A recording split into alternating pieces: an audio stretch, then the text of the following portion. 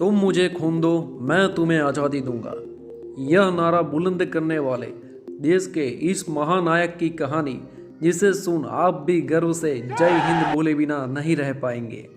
हम बात कर रहे हैं सुभाष चंद्र बोस की, जिन्हें हम नेताजी के नाम से भी जानते हैं, जो जिए भी देश के लिए और मरे भी देश के लिए। आइए हम आपको इनकी ज़िंदगी के कुछ पहलुओं से रूबरू कराते हैं। इस 2022 के वर्ष में नेताजी सुभाष चंद्र बोस की 125वीं जयंती पर मोदी जी ने ट्वीट कर जानकारी दी कि इंडिया गेट पर नेताजी की ग्रेनाइट से बनी उनकी मूर्ति स्थापित की जाएगी, जो उनके प्रति भारत के ऋणी होने का प्रतीक होगा। तो आइए जानते हैं कैसे थे हमारे नेताजी सुभाष चंद्र बोस। सुभाष चंद्र बोस का जन्म उड़ीसा में कटक में हुआ था। जब नेताजी की आयु सिर्फ 16 साल की थी, तभी वो स्वामी विवेकानंद और रामकृष्ण परमहंस से प्रभावित थे। फिर आगे चलकर उन्होंने स्वामी विवेकानंद को अपना आध्यात्मिक गुरु बना लिया। सुभाष चंद्र बोस के पिता ने उनको सिविल सेवा की तैयारी के लिए इंग्लैंड के कैम्ब्रिज विश्वविद्यालय में भेज दिया। वर्ष 1920 में उन्होंने सिविल सेवा की परीक्षा को पास कर दिया। तभी भारत में अंग्रेजों के खिलाफ काफ़ी विरोध हो रहा था, जिससे पूरे भारत में उथल पुथल मची हुई थी। जब नेताजी को इसका पता चला तो उन्होंने अपनी उम्मीदवारी से इस्तीफा दे दिया और भारत वापस आ गए। नेताजी भारत आकर भारत में चल रहे असहयोग आंदोलन में शामिल हो गए। तब गांधी जी नेताजी के असाधारण व्यक्तित्व से काफ़ी प्रभावित हुए और महात्मा गांधी ने नेताजी को चित्तरंजन दास के साथ काम करने के लिए को कहा और आगे चलकर चित्तरंजन दास उनके राजनीतिक गुरु बने। बंगाल में रहते हुए उन्होंने स्वराज अखबार की शुरुआत की। अंग्रेजों के खिलाफ खूब लिखा, जिसके बाद अंग्रेजों ने उन्हें कैद कर लिया। बाद में 1927 में जब वो रिहा हुए तो कांग्रेस में शामिल हो गए और कांग्रेस के महासचिव बने और जवाहरलाल नेहरू के साथ स्वतंत्रता में महत्वपूर्ण भूमिका निभाई।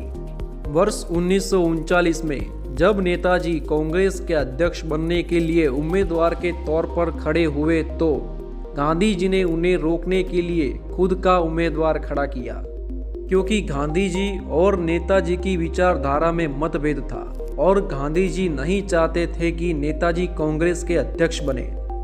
उसके पीछे की विचारधारा ये थी कि नेताजी चाहते थे कि भारत को आज़ाद करने के लिए हमें अंग्रेजों के दुश्मन जर्मनी और जापान की मदद ले, लेकिन गांधी जी इससे सहमत नहीं थे। उनका मानना था कि हमें आज़ादी अहिंसा के मार्ग पर चलकर ही लेनी है, क्योंकि अगर जर्मनी और जापान हमें आज़ादी दिला भी देते, वो आज़ादी इस गुलामी से भी बदतर होगी। इसलिए दोनों में मतभेद था। इसके बावजूद कांग्रेस के अध्यक्ष नेताजी चुने गए, लेकिन बाद में उन्होंने कांग्रेस से इस्तीफा दे दिया। इसी के साथ ही कांग्रेस दो गुटों में बंट गई और इन्हीं लोगों के साथ मिलकर नेताजी ने एक अलग राष्ट्रवादी राजनीतिक दल बनाया, जिसका नाम ऑल इंडिया फॉरवर्ड ब्लॉक रखा गया।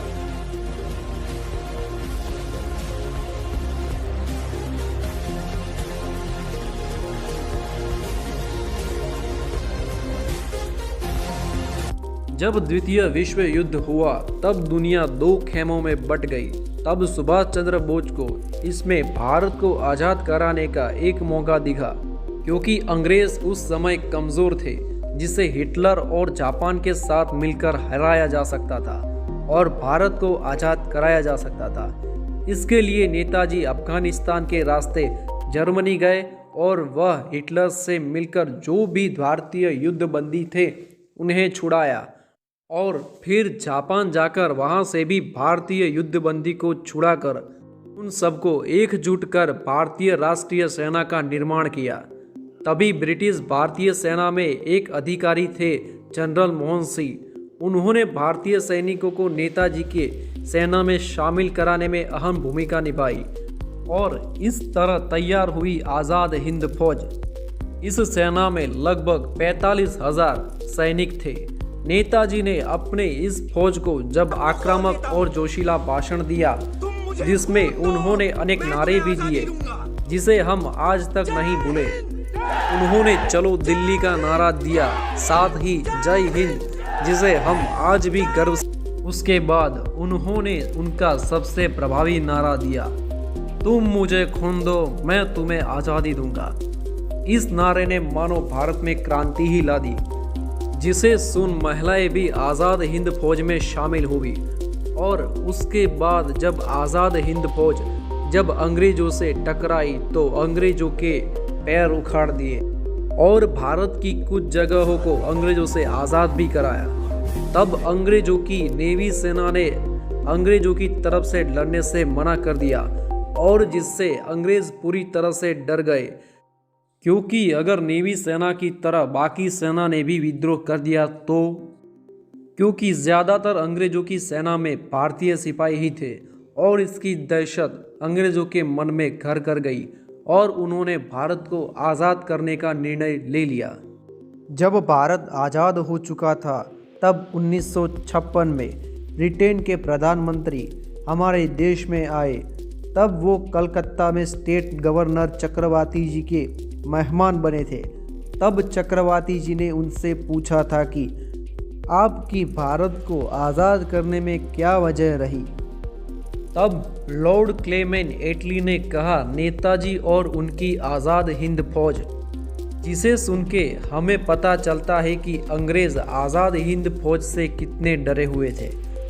दोस्तों, नेताजी को पूरी दुनिया में हर कोई सम्मान करता है और जापान में तो उनकी स्टैच्यू भी है, लोग उन्हें बहुत सम्मान भी देते हैं।